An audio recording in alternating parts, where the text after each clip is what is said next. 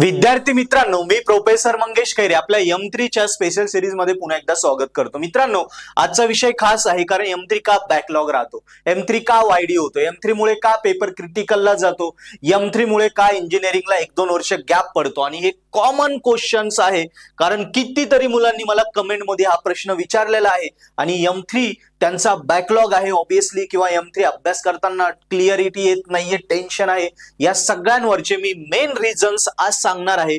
जे 7 रिझन मी इथे दिलेले आहे हे 7 रिझन प्रॉपर करा, याच्यावर सोल्युशन काढा, तुमचा M3 न मित्रांनो गॅरंटेड स्केड्यूल। पहिलं आहे की आपल्याला M3 ची आहे ना भीती सगळी लागून गेली, म्हणजे DSY चे मुलं असो किंवा फर्स्ट इयरचे पोरं असो, बॅकलॉग नंतर आलेले पोरं असो, M3 खूप अवघड आहे, M3 खूप अवघड आहे, M3 निघतच नाही, अरे मी आपल्या सिनियरला भेटलो त्याचा 3 वेळा राहिलाय, याला भेटलो माझ्या रूम पार्टनरला त्याचा तर गोल्डन मुळे वायडी होऊन गेला, M3 मुळे वायडी झालाय। सो या ज्या भीती आहे ना या मनातनं काढा।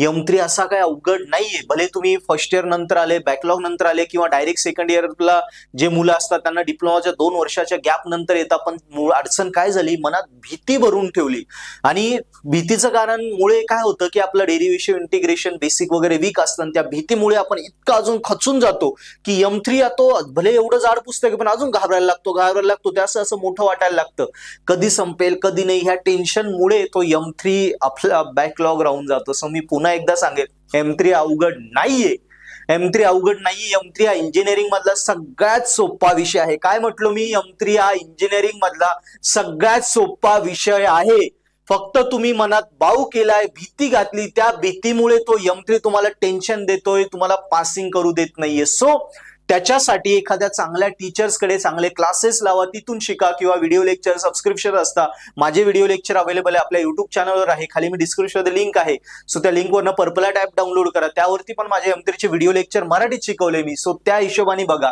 ते लेक्चर्स बघा। सो चांगल्या टीचर कडून आपण शिकला ना M3 स्कोरिंग होतो।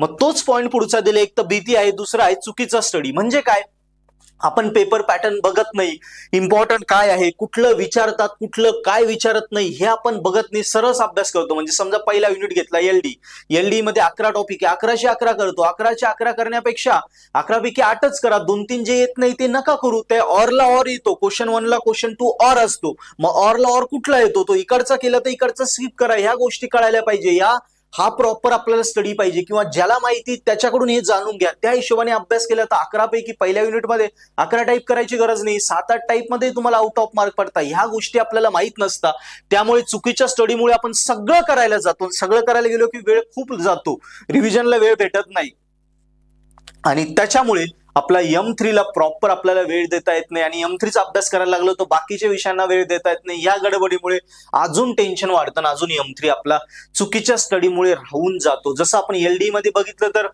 युनिट 1 मध्ये सायमल्टेनियस इक्वेशन आहे आणि त्याच्यानंतर त्याला ऑर मध्ये आपल्याला 2-3 अजून टॉपिक आहे, जसं ग्रुपिंग कॉम्बिनेशन मेथड आणि मल्टीप्लायर मेथड आहे, सायमल्टेनियस टॉप आहे ती स्किप करा, त्याच्याऐवजी ग्रुपिंग कॉम्बिनेशन आणि मल्टीप्लायरचा क्वेश्चन सोडवा। LD तर प्रत्येक डिपार्टमेंटला आहे, म्हणजे ह्या सिस्टमॅटिक स्टडी, ऑप्टिमाइज स्टडी कसा करायचं, काय आल्यावर काय सोडायचं हे आपल्याला माहित नसतं, म्हणून आपल्या चुकीच्या स्टडीमुळे खूप वेळ जातो आणि M3 बॅक राहतो। सो हे जे कोणी तुम्हाला शिकवेल त्याच्याकडनं तुम्ही जाणून घ्या, माझ्याकडूनही तुम्ही आले M3 शिकायला ऑफलाईन, माझ्याकडे नगर, नाशिक, पुण्यामध्ये तुम्हाला कॉन्टॅक्ट करायचं असतं, डिस्क्रिप्शन नंबर आहे त्यावरून मला कॉन्टॅक्ट करू शकता। सो मी तुम्हाला या वेने एकदम सोप्या पद्धतीने तुमचं बेसिक जरी विकस नंतर M3 काढून देईल। सो या सिस्टमॅटिक वेने आपण M3 करणार आणि 80, 90, 95 मार्क घेऊन देणार, येस, ही माझी गॅरंटी असेल।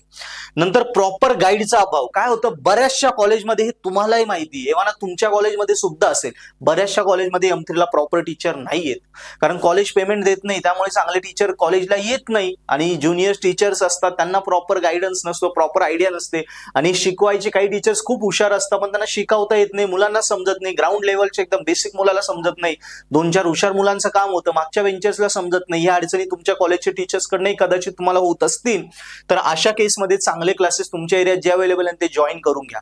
सो या प्रॉपर टीचर आपल्याला भेटल्यामुळे तो M3 सोपा असून तो अवघड करून टाकतात आणि आपल्याला अजून भीती असते, तो अजून भावून जातो, बापरे आता M3 आला कसं व्हायचं, हे टेन्शन अजून वाढून जातं, त्यामुळे M3 बॅक राहायला कारण राहतं। सो चांगले टीचर कडनं शिका, नसेल कॉलेजमध्ये अवेलेबल ना क्लासेसला जॉईन करा, जे क्लास तुम्हाला बेस्ट वाटतंय तिथे जॉईन करा।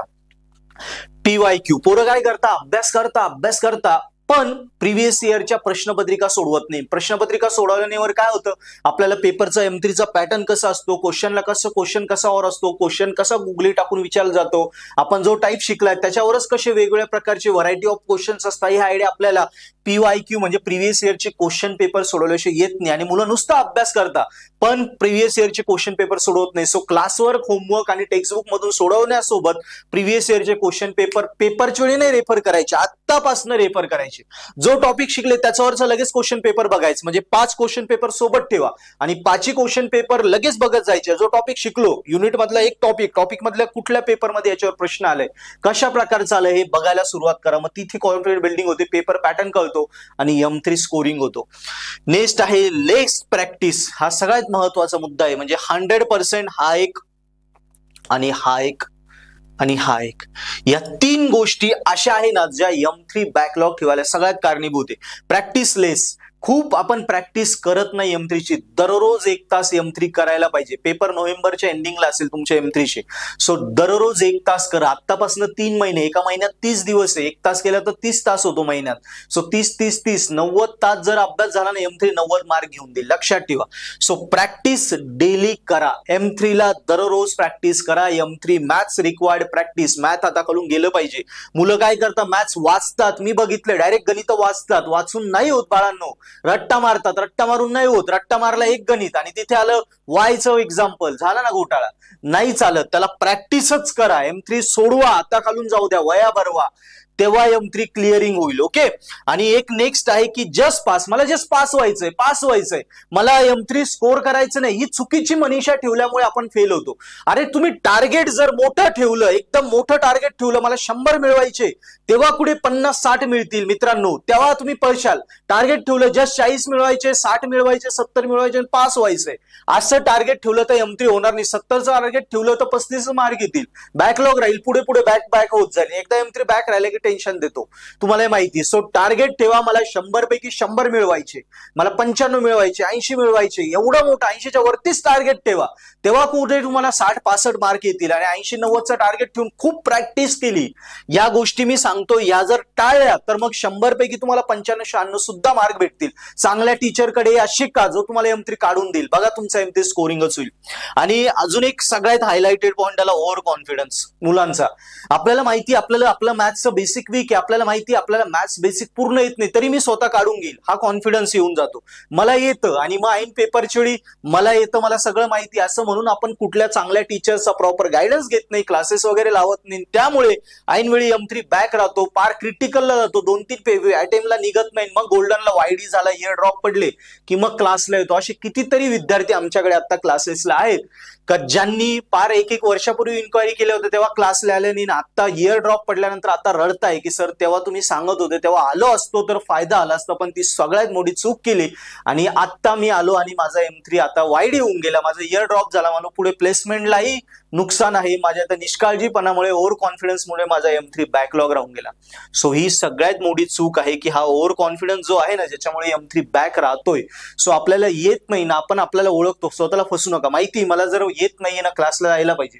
मला माहिती मला जर मॅथ्स आहे जो माझा CGPA वाढू शकतो, चांगले पर्सेंटेज आणू शकतो, डिप्लोमाला मला 80-90% होते, आता मला बॅकलॉग नको लागायला, पण मी M3 स्वतः करायला गेलो तर मला माहिती जड जाणार आहे. त्यापेक्षा क्लासेस लावून घेतो किंवा व्हिडिओ लेक्चर सबस्क्रिप्शन असतो ते घेऊन घेतो, त्यावरनं स्टडी करतो, चांगल्या एक्सपर्ट कडनं शिकतो.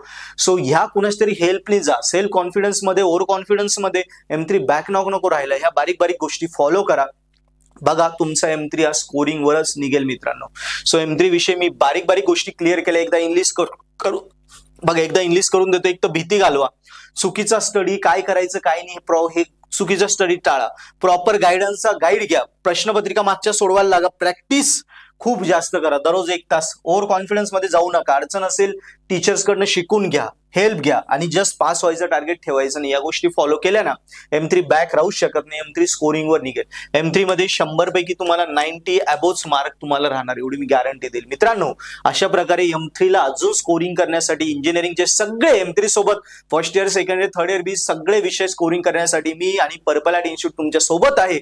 नक्कीच तुम्हाला डाऊट आले कमेंट बॉक्स मध्ये लिहा. तसंच तुम्हाला वाटलं आमच्या ऑफलाईन क्लासेस कुठल्याही विषयासाठी M3 आणि कुठल्याही विषयासाठी जॉईन करायचे असले तर डिस्क्रिप्शन मध्ये नंबर आहे, त्यावर नाशिक, नगर, पुणे कुठे कुठे क्लासेस त्याविषयी इन्क्वायरी करा, जॉईन करा. आणि तसंच तुम्हाला वाटलं की क्लासेसला येण्यासोबत मला अजून व्हिडिओ लेक्चर्स पण पाहिजे, जसं आमच्याकडे वेगवेगळ्या विषयांचे व्हिडिओ लेक्चर्स अवेलेबल आहे एकदम ऑफोर्डेबल प्राइस मध्ये. ते व्हिडिओ लेक्चरचे कोर्सेस घ्या, ते कोर्सेस घेऊन त्यावरनं व्हिडिओ लेक्चर्स बघा आणि व्हिडिओ लेक्चर्स बघून त्या कोर्सेसमध्ये पेपर सोल्युशन आहे, नोट्स आहे, सगळं आहे. नोट्स आहे, पेपर सोल्युशन आहे, पेपर पॅटर्न आहे, सगळं बघा.